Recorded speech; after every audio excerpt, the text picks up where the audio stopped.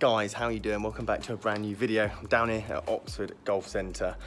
Got here before the rush and yeah, gonna work on my long drive stuff. I noticed in my last video, swing's very much short. It's a player's swing. It's not a long drive swing. So we're very much gonna look at that tonight, trying to really extend that left elbow, trying to really rotate and see what kind of results it does.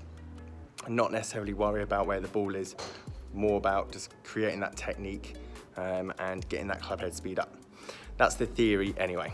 Guys, thank you ever so much for the support on this channel and this series. It means a hell of a lot. So thank you ever so much for that. And yeah, let's get straight into the video. Okay guys, so I want to talk to you what I want to do with my swing and hopefully this makes a lot of sense. I'll try not to overcomplicate it. But what I've found, especially the last two videos, if you watch them, thank you. I've used a lot of ball data and they've obviously been focused, and I've been result focused on a lot of those shots, i.e. I wanted to hit the ball a long way and I wanted the results to be very much positive so that I can show progress in this kind of vlog. However, in terms of long-term gains, in terms of technique for a long drive, how much more I should be swinging around myself, buckling that left elbow, moving that left foot, transitioning that weight a lot harder. I haven't been doing that, and the reason I haven't been doing that is because I wanted to find the middle of the club face so that I could post good results, so I could put it on my vlog, which is great. So we've kind of seen the best that it is at the moment in terms of how fast I'm swinging it, how far the ball's going. But that's not going to win anything next year or my first event, or even maybe get me to the point where I can even start competing. So what I want to talk to you about is compromises in the swing to make your swing faster, which definitely won't help your dispersion, which definitely won't help you hitting more fairways, but will definitely increase your club head speed. And then the difficulty I'm finding with this, because it's something that I've never done before. So the compromises I'm talking about is moving that left knee, buckling that left elbow, and then obviously stamping that left foot down, trying to create some more club head speed. Now at the moment I look like Bambi on ice. I did a vlog about this probably about a month and a half ago, in terms of trying to get that club coming around myself a lot more. But the problem is, as soon as you put a ball in front of me, I stop doing it. As soon as I'm trying to hit the ball on the launch monitor, I'm stop doing it, because I'm thinking my subconscious overtakes and goes, right Simon, hit the ball well. And it kind of takes away everything that, in terms of technique wise, takes away everything. But that's fine, because when I'm competing, I want a subconscious swing. I want to stand over it, think about where I want to hit it, what kind of shape, all that kind of good stuff. However, this is not the time for that. And if you are thinking about making swing changes, this is the time of year to do it. There's no competitions. You're not having to worry about what you shoot on the weekends. If you want to make some significant swing changes, this is the time to do it. And that's what I'm going to be doing and talking about in this vlog. So I want to move that left foot. I want that club to basically wrap around my head so I get a massive overswing. I almost want to let go of the club with my left hand so it almost comes away, and then I need to snap it all at once to try and increase that club head speed. Trying to basically whip it around myself so that I hit the ball and it goes far. Now, at the start, I can't be result orientated, because the problem is it goes back to the same problem. I'll just keep trying to find the middle of the club face, which means I'll resort to my swing that I've been basically building for the last 7 years to hit the ball straight, not in terms of maximum effort and distance.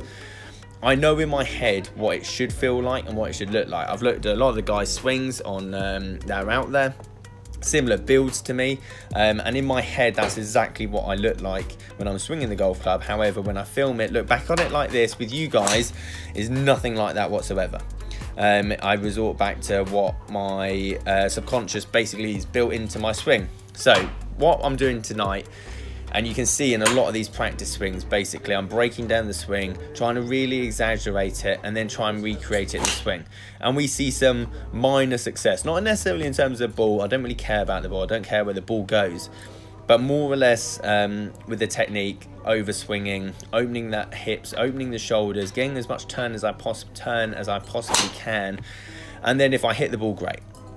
That is really all I'm worried about. Really, I think over the next 2-3 weeks, I'm doing a lot of stuff in my bedroom. I'm doing a lot of stuff in the shop. I'm doing a lot of stuff before I'm about to hit the balls in terms of warm up. I'm one of those losers in the gym that's doing it. So in terms of, I'm not particularly worried about the ball, I'm worried about the long process in terms of, i.e. my club speed needs to get faster. So how am I going to do that? If the ball wasn't there, I'd be able to swing the golf club quite fast. So why can't I do it with the ball there? This is why a lot of people say I'm great in my practice swing. My practice swing is great. Or your mate will go, that's it, just do that, but with the ball there. And it doesn't work like that, guys, unfortunately. As soon as the ball's there, you're result orientated. Your subconscious will take over because they don't want you to miss the golf ball. Therefore, you will reverse back to whatever swing it becomes possible to hit the ball. And that's the kind of process I'm in at the moment. I've got a comfortable swing.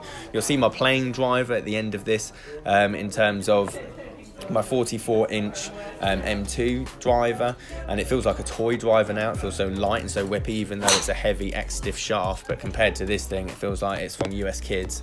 And I've got a comfortable swing that I'm happy with hitting if I went to play golf. However, that's not going to win me any long drive competitions, and that's why I really need to exaggerate this swing, buckling that left foot, almost bending my left elbow, and kind of get my club coming off the driver shaft, which is the interesting thing because that's the complete opposite I would teach to any of my lessons. It's almost the first three things that you'd almost want to stop, but all of these things generate force. They all generate speed.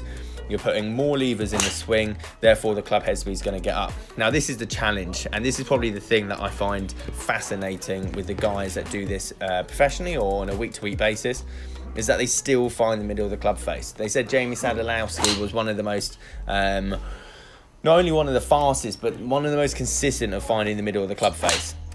And even at my speed, where I'd say my club head speed is probably verging on 128, 130. By the way, this is the first time I've ever touched my toes ever, and I got it on camera.